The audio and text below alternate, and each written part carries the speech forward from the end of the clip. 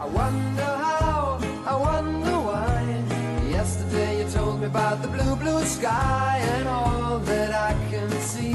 Oui, parce que, mon cher Philippe, bonjour, les petits arbres et les petits arbustes fruitiers, c'est pour tout le monde, dans toutes circonstances, aussi bien à la maison, finalement, sur le balcon que dans le jardin, ou Oui, pas? je vous propose ce matin du bêchage planting, c'est-à-dire on va utiliser la bêche pour planter ces nouveaux petits Moi, fruits. quand même, qu'on trouve régulièrement des phrases en français. Hein. Exactement.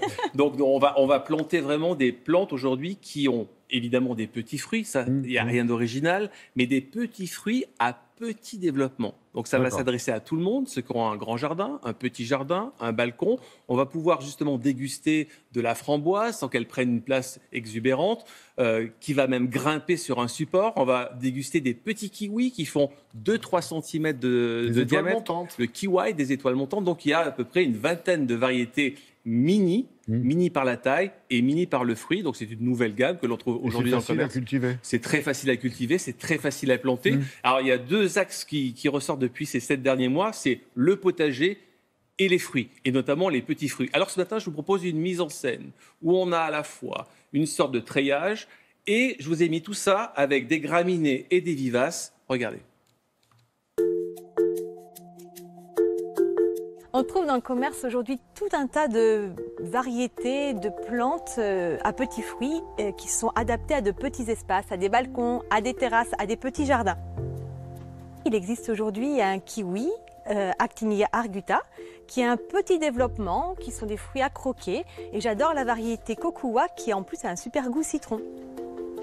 On a également le fuchsia comestible, Redzi, donc qui vous fait une super jolie floraison l'été, et puis des fruits ensuite à l'automne qui ont un goût de myrtille. La vigne Isabelle, donc c'est une très vieille variété de vigne du siècle dernier qui a un goût musqué framboise et en plus qui est super résistante aux maladies. La mûre framboise, c'est une framboise qui va pousser comme une grimpante et qu'on peut palisser sur un mur, ce qui permet d'avoir sur un espace en hauteur plein de framboises. La dernière que j'aime bien, c'est la myrtille Pink Limonade. C'est une myrtille qui va être avec un fruit rose fuchsia et qui est super sympa en fait, qui change de l'habitude dans nos myrtilles à mélanger ensemble quand on fait une tarte ou même à croquer. On va avoir des petits fruits grimpants qu'on va pouvoir palisser le long d'un mur avec des grimpantes fleuries pour avoir à la fois le fruit et la fleur. Et puis également une vivace ou alors une graminée comme un pénicétum qui va donner de l'aération et qui va pouvoir permettre de faire un vrai lien et une harmonie dans un jardin entre l'esthétique et le gourmand. On a mis au point des panneaux décoratifs qui permettent à la plante grimpante tout simplement de s'agripper. Idem pour les petits fruits qui, eux, peuvent courir au sol. Donc c'est une matière relativement résistante, facile à installer et léger à transporter.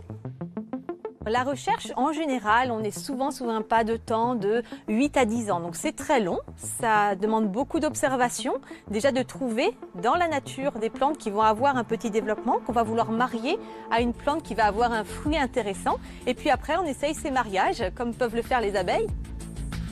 Alors ces petits fruits à faible développement, on pourrait se dire, ils ont un plus petit développement, ils vont moins donner de fruits, mais absolument pas en fait. Il y a vraiment eu ce travail de sélection qui a été fait pour permettre qu'on ait une plante qui a ce petit développement, mais qui est vraiment très très productive. Bon, faut pas se planter, c'est en ce moment qu'il faut les planter justement. On peut commencer à planter maintenant, mais il faudra bien arroser évidemment, parce que la meilleure saison, c'est à partir du 15 octobre. Mais là, les plantes sont en conteneur, donc on tortille un petit peu la mode pour éviter l'effet racine qui s'entoure. Et puis on arrose tous les jours évidemment, parce que le sol, là j'ai un peu... ça a été difficile, parce que le sol était très très dur. Et il boit très rapidement. Voilà. Et donc là, il faut arroser et la plante et le sol qui entoure la plante. Donc ça, c'est la petite astuce. Et puis vous avez vu que ça prend très peu de place. On a planté une vingtaine de petits fruits. On a mélangé tout ça avec des vivaces de saison, avec des graminées, et ça crée de la biodiversité. Et le danger, c'est pas d'en mettre un peu trop, justement, quelquefois. Là, on en a mis un peu plus parce que bon, c'est plus joli en termes de sujet, mais normalement, il faut en mettre un tous les mètres 50, ça suffit. Tout ça mélangé avec des graminées et des plantes vivaces pour attirer les papillons, parce que vous augmentez de 20% la récolte de vos petits fruits lorsque l'on plante des fleurs avec.